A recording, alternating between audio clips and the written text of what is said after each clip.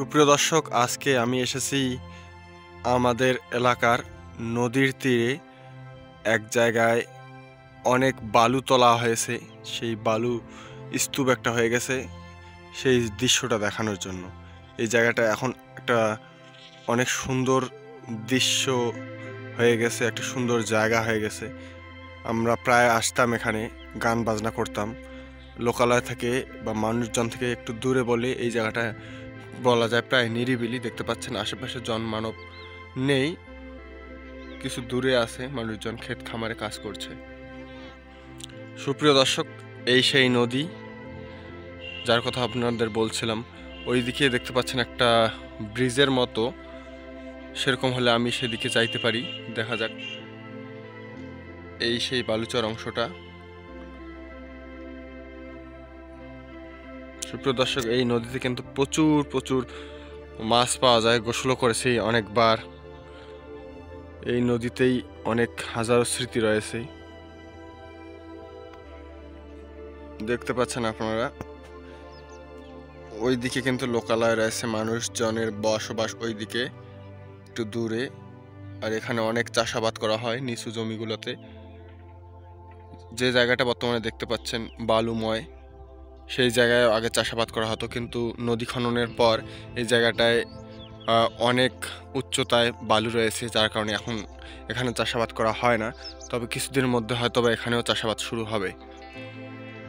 সুপ্রিয় দর্শক, দেখতে পাচ্ছেন নিচে একগুলা আপনারা গাছ দেখতে পাচ্ছেন, সারি সারি সুন্দরভাবে খেতে জমির মধ্যে লাগানো হয়েছে।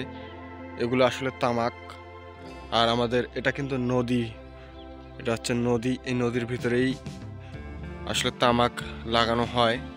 আমাদের নদীতে অনেক আবাদ করা হয়, এখানে ধানও উৎপন্ন করা হয়।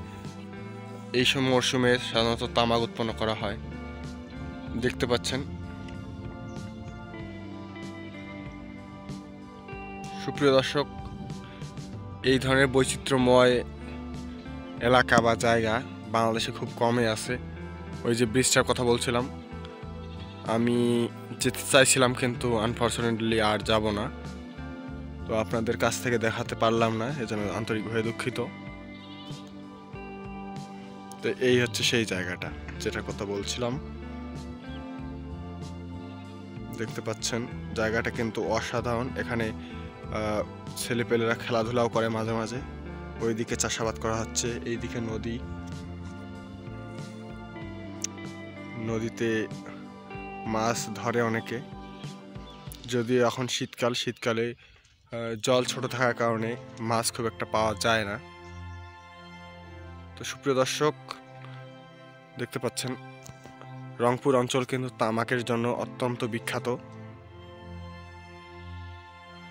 এই সেই জায়গায় এখন একটা ব্রিজ হয়েছে, ব্রিজটা বেশি দিন হচ্ছে না তৈরি হওয়ার। তো বন্ধুরা, আজকের ভিডিও এ পর্যন্তই।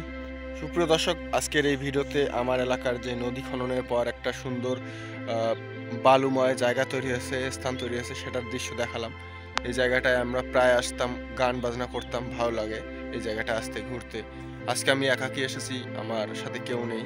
দেখতে পাচ্ছেন পিছনের যে এরিয়াটা খুব সুন্দর কিন্তু। তো আজকের ভিডিওটা আশা করি আপনাদের ভালো লেগেছে। ভালো লাগলে ডেফিনেটলি লাইক করবেন। দেখা হবে আগামী কোনো ভিডিওতে।